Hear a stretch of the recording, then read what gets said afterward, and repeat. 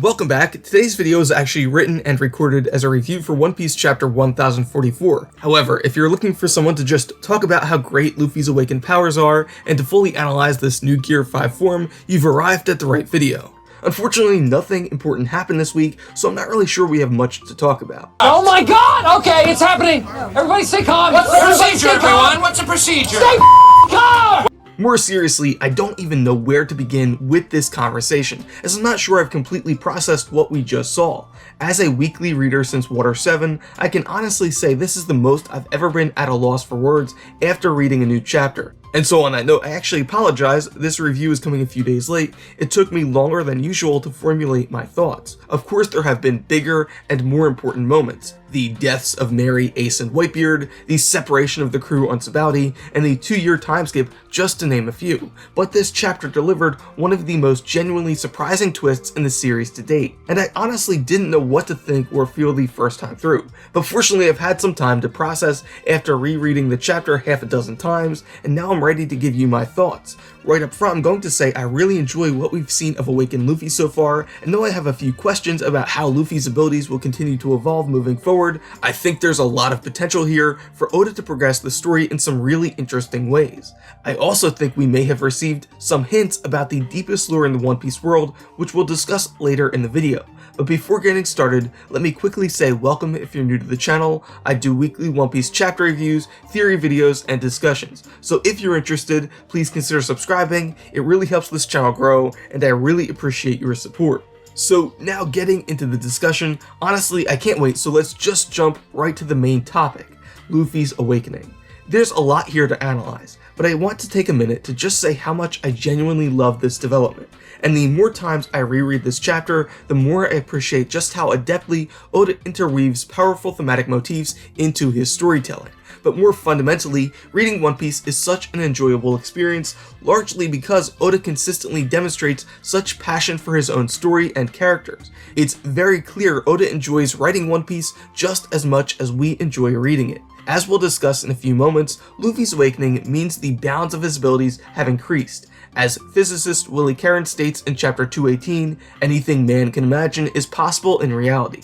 Just as Luffy is now free to stretch any way he pleases, Oda is now even more free to draw anything he wants, and fittingly, his imagination is jumping off every page of this chapter. As I said, I've been reading One Piece for a very long time, and not only has the story remained consistently engaging for real-world decades, I think it's remarkable that Oda is still able to deliver genuinely surprising moments like this after so many years of publication. Okay, so now getting into the analysis. Right off the bat, I was wrong. I believe my exact words last week were not to expect awakened sun god Nika JoyBoy descending in 1044 to smite Kaido with his new divine powers, and well, I made a huge tiny mistake. I also doubted the elders were discussing Luffy's Devil Fruit in chapter 1037, and as it turns out, I've made a huge mistake. That being said, in my defense, my reasoning was sound, and just like in college, I'm going to make the best case for why I deserved some partial credit. I was wrong, but for all of the right reasons. I award you no points, and may God have mercy on your soul. Okay, a simple wrong would have done just fine, but As the chapter opens, Luffy is just as surprised as readers to learn he has awakened. Not only is he still breathing, he's also overtaken by an inexplicable sense of joy, and can't stop laughing despite his recent defeat. It seems that Zunesha wasn't alone in hearing the drums of liberation resounding throughout Onigashima, as others with strong observation haki like Sanji, Law, Kid, Marco, and Hyogoro also sense Luffy's awakening on the roof. It seems the actual rhythm of Luffy's heartbeat may have changed in response to his new powers. Zunesha links this sound of drums to JoyBoy's return, which perhaps indicates that whatever soul resides in the fruit was created from JoyBoy. Thus, its awakening represents his return. However, more likely it would seem the Gomu Gomu fruit previously belonged to JoyBoy during the Void Century, which yes, makes Luffy even more of a Chosen One archetype, but as we'll discuss in a few moments, I don't think it's a problem the way it was handled in this chapter. In any case, I believe this confirms my suspicion that JoyBoy and Sun God Nika aren't one and the same, but rather are distinct individuals or entities. Nika is the name of the Devil Fruit, and JoyBoy may have been the one who once wielded it. In the next scene, we return to Mari Joie as the Elders' conversation from 1037 is at last continued. They question whether preventing Luffy's awakening was worth sacrificing one of their elite CP0 agents and enraging Kaido, to which Karl Marx Elder responds that there is a potential future which would make them beg for this outcome. Here have the best indication for why the government is so concerned about Luffy's Devil Fruit. Marx refers to Luffy's power as a dangerous variable, and that's exactly what the powers Luffy displays represent: unpredictability.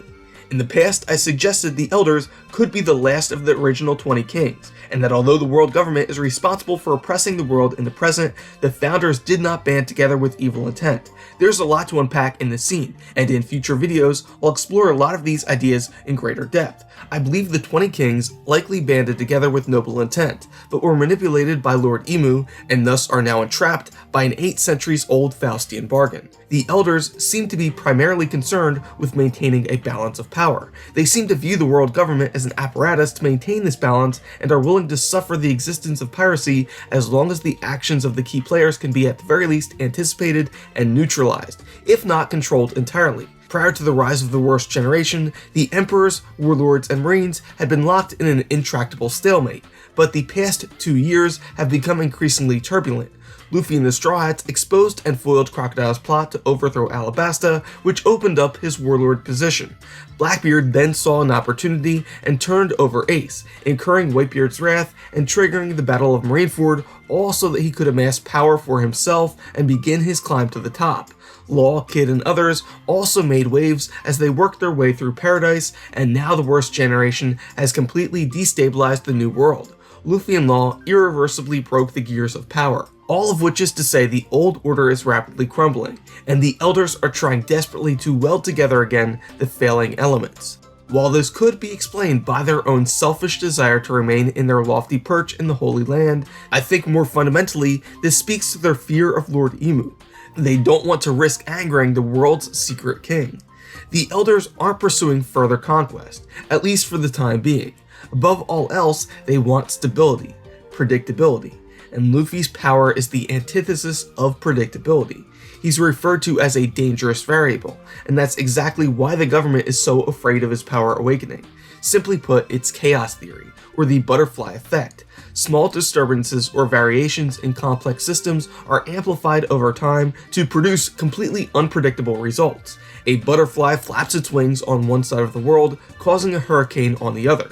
An idiot in a bar accidentally eats a devil fruit, and less than 15 years later sets in motion a chain of events leading toward a global revolution. Personally, I believe the Elders are motivated more fundamentally by fear of the devil they helped seat on the empty throne 8 centuries earlier. As I've explained in the past, I believe the 20 kings were manipulated by Emu, an outsider who promised them the power to eliminate their adversaries in order to achieve his own ends. In my most recent theory video, I suggested that this power was the devil fruit, and fitting with that theory, the Amatsuki Sword Elder says in this chapter that they're trying to recover the Gomu Gomu fruit. The use of the term recover implies the world government once possessed this power.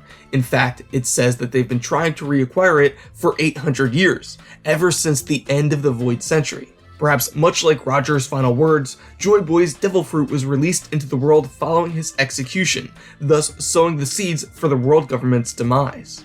Much like Eneru on Skypiea, Emu lives as a god, yet still desires greater power, authority, and control, and thus is still actively working behind the scenes for his own purposes. The Elders genuinely believe they're helping the world by preserving the balance of power, because they're afraid of incurring the wrath of the devil who rules the world. Perhaps the Elders fear revolution not only because it would mean the end of their rulership, but because they believe resistance is futile, that any attempt at attaining true independence would be doomed to failure given the magnitude of the dark forces which must be overcome. I thought it was particularly interesting that Karl Marx Elder refers to a potential dark future, indicating some degree of foresight, and I think this could be referring to Dr. Vegapunk, a man whose intellect is said to be centuries ahead of his time.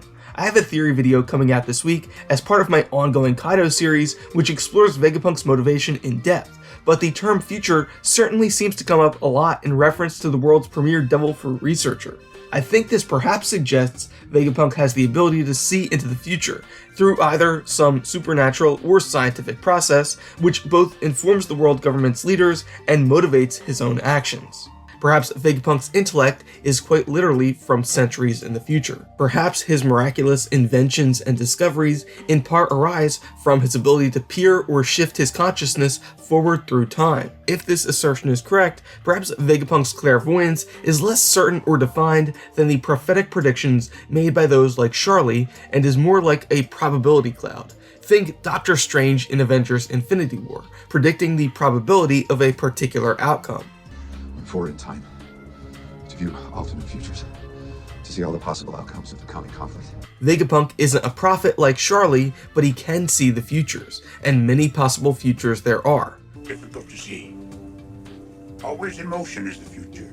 I'm assuming a lot here, but perhaps Vegapunk's true goal is to avert the darkest timeline. Maybe he's trying to prevent a particular dystopian endgame scenario. Perhaps this darkest timeline Vegapunk sees is one in which Imu gets what he wishes and completes his yet-to-be-revealed master plan.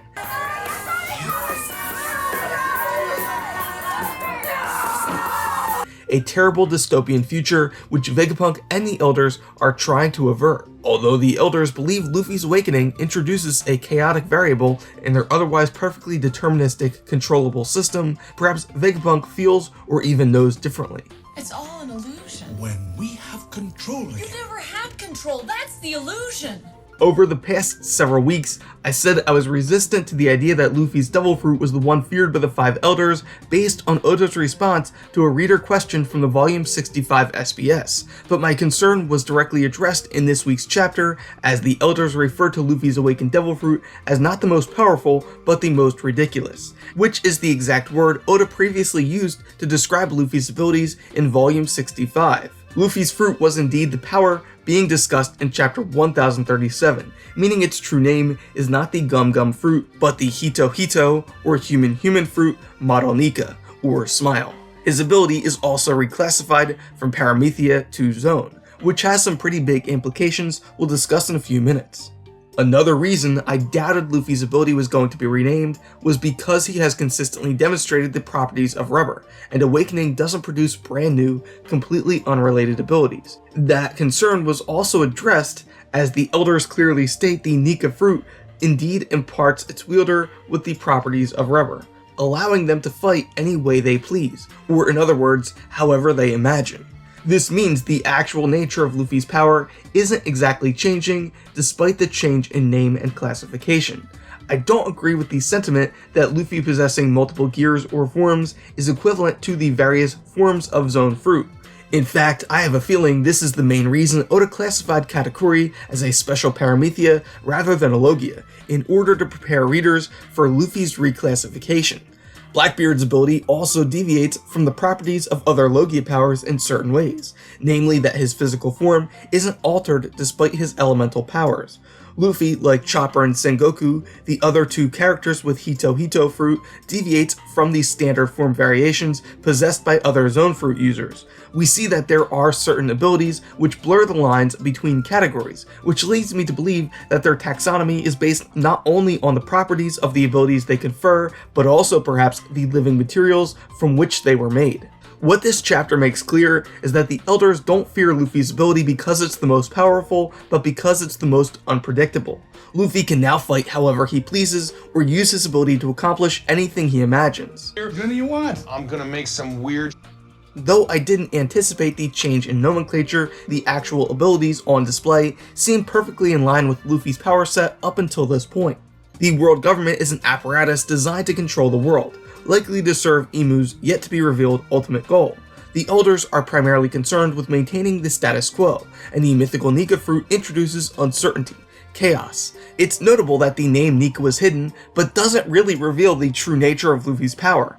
In his awakened state, Luffy still inflates, bounces, and stretches. In practice, he's still a rubber man, despite the change in nomenclature.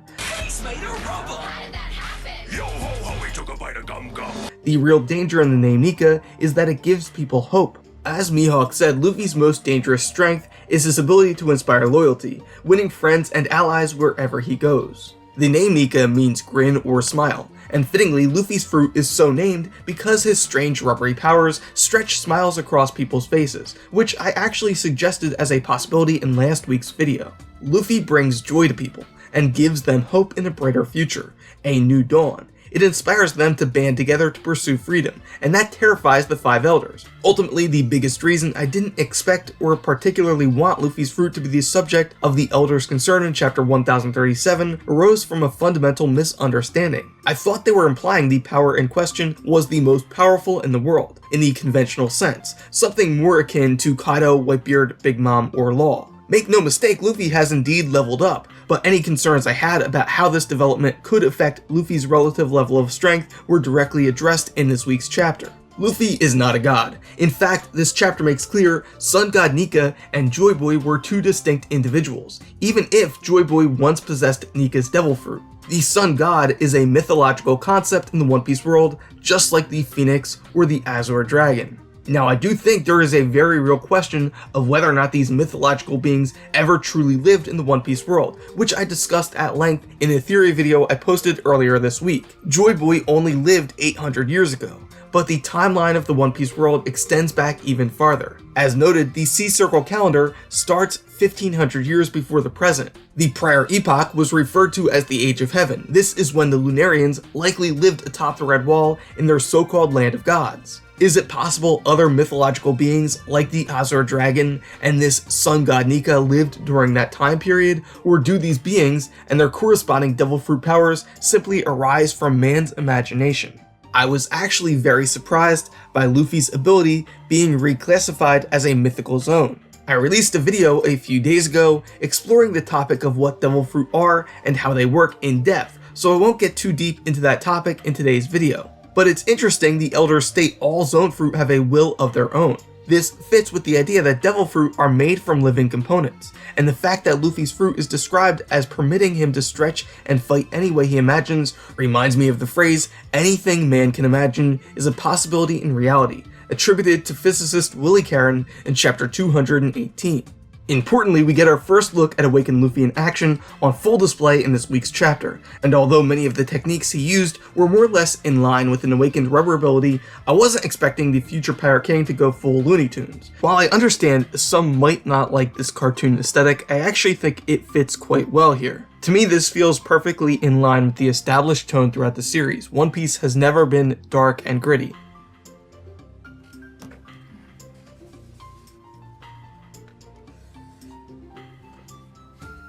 As we'll discuss in a moment, I do think Luffy still needs to be able to demonstrate a full range of emotions while in combat, but his abilities have always been, as Oda described, ridiculous.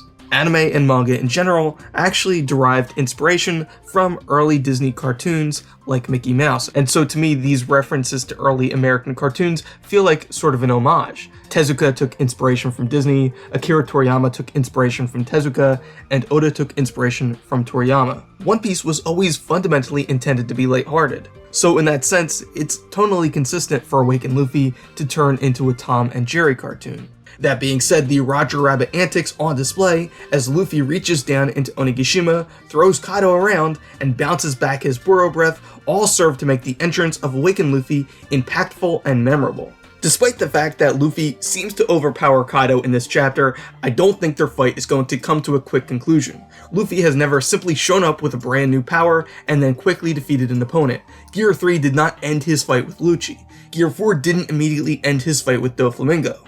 Nightmare Luffy even threw oars around the same way Luffy did Kaido in this chapter. Yet the fight with oars continued and didn't end without assistance from all of the Straw Hats. We still don't have Kaido's backstory, which I believe is going to be significant. Also, as I've outlined in my ongoing video series, I believe Kaido's Devil Fruit imparts him with incredibly good fortune, which prevents him from being defeated or killed in one-on-one battle. Thus, despite his awakening, Luffy may still require the assistance of the 9 shadows from Toki's prophecy, which up until this point still remains unfulfilled. More fundamentally, from a writing perspective, it would feel like a deus ex machina, quite literally, if Luffy simply defeated Kaido after such a prolonged battle by simply awakening this special ability he didn't know he possessed. On that note, I do want to address the fact that Luffy seems to be even more special or chosen after this chapter. Now, I think what's important here is the fact that the Devil Fruit is said to have a will of its own. In that sense, the fruit is not responsible for making Luffy the hero the age demands. The fruit chose Luffy because of his intrinsic qualities. Just like Shanks, the Gomu Gomu or Nika fruit has placed its bet on Luffy as the successor to Roger and JoyBoy. All of this calls into question Shanks' motives. Did Shanks know the fruit was special when he stole it from Who's Who's ship and when Luffy accidentally ate it in Makino's bar? Given Shanks' overall importance and his influence over the Five Elders, I think this is likely the case. Which begs the question of who he intended this fruit for, if not Luffy. Obviously he didn't intend to give it to Luffy, as Luffy ate it by accident, but he also likely had no intention to eat it for himself. He certainly didn't want it to be in the government's hands, as he stole it from a world government ship. And Lucky Roo confirmed in Chapter 1 that despite his meeting with the Elders in Chapter 907, Shanks indeed considers the world government to be his enemies. I think perhaps Shanks was in the East Blue watching over Roger's son Ace, and thus consider it somewhat likely that Shanks actually intended this fruit to be given to Ace. It was fate and the will of the fruit which guided Luffy to eat it by accident, and thus Shanks began to recognize that Luffy was indeed the one who would someday succeed his captain, Gold Roger. All of which is to say, I believe Shanks may have intentionally kept the fruit out of the government's hands, but didn't intentionally give it to Luffy, and certainly isn't trying to win it back on behalf of the Five Elders. This also begs the question why the Elders haven't shown more concern about Luffy having this power in the past. Obviously the government must have been aware that Luffy possessed this special power, yet they never expressed concern about this fact on panel. This could be a plot hole, but I don't think that's the case. The Elders were alarmed primarily by the fact that the fruit was awakening in Chapter 1037 after centuries of dormancy.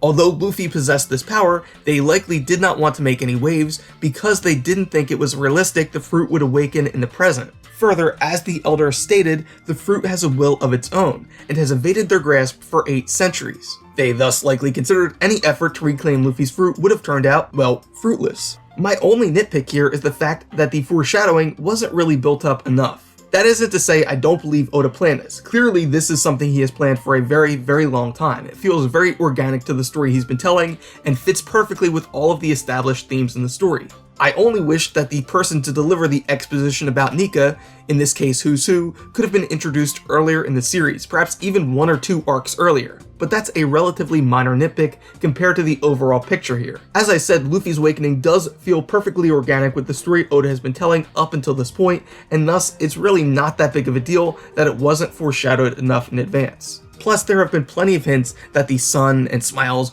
are important thematic motifs throughout the series, and so I won't say it wasn't foreshadowed, just not explicitly. The name Nika could have come up in passing at least once or twice before this current story arc, maybe on Fisherman Island, Whole Cake Island, Dressrosa, or Zoe. One last question I have is whether or not Luffy's zany antics are going to be the standard moving forward. Not so much the abilities themselves, but Luffy's personality. Luffy has always been fun-loving, even in combat, but he's also able to get serious when the story demands it. Oda will likely want to preserve Luffy's ability to display a range of emotions in combat, and yet we see here that Luffy is unable to stop smiling and laughing throughout this battle with Kaido. Why are you smiling like that? I just like to smile. Smiling's my favorite. I think it's interesting that Luffy almost seems semi-possessed or overtaken by the spirit of Nika in this chapter, demonstrating the will of the fruit at work. Perhaps much like Zoro mastering Enma, Luffy will need to gain control of the fruit over time, thus being able to retain his personality in combat while also using the incredible abilities the Nika fruit offers. Clearly, Oda is adept at demonstrating a range of emotions, and so on that note, I'm going to transition this conversation away from Luffy into the other scene which covers nearly half the chapter, Hiyori's encounter with Kurozumi Orochi. Luffy's awakening is understandably receiving the majority of the focus, but it's important not to overshadow Hiyori's battle this week, which I felt made for a really emotionally charged and resonant scene. There's not much in the way of action, as Orochi is already pinned down beneath the rubble and unable to transform thanks to the sea stone nails. Orochi is truly one of the most despicable villains we've seen in One Piece so far, so it was certainly poetic justice to see him now begging for Hiyori's mercy when he never offered any to his own enemies, including her father Odin.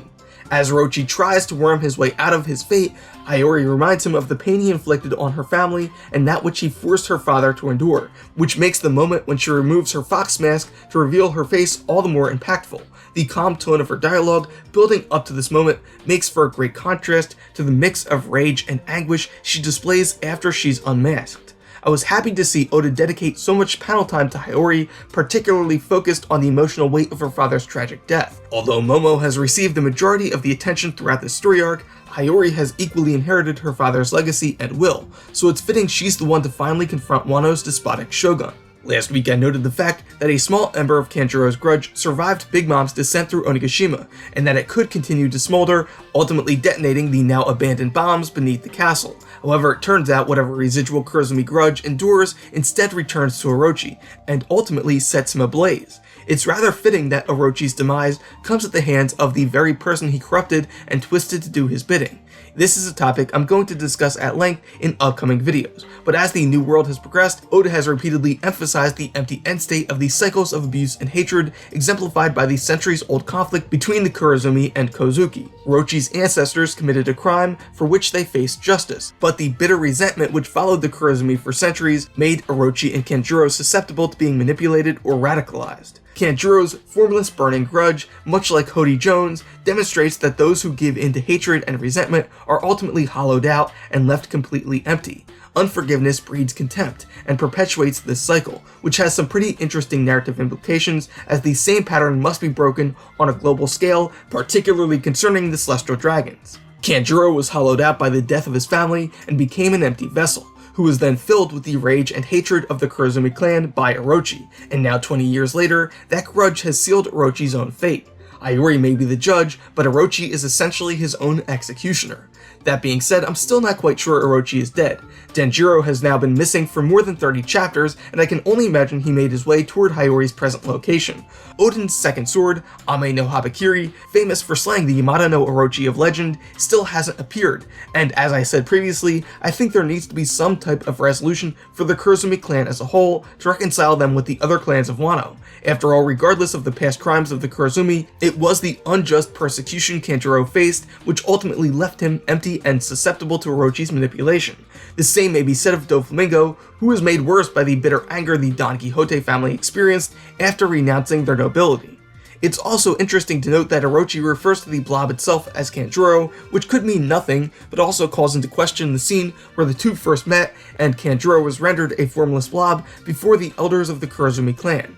Perhaps the final resolution of the Kurozumi will take place in the falling action, much like the scouring of the Shire in The Lord of the Rings, if Orochi somehow manages to slither away from the rubble of Onigashima, but I still won't count out the possibility that the current scene with Hiyori will still continue in coming weeks. After all, there was no narration box announcing Orochi's defeat, and the Kurozumi storyline remains incomplete.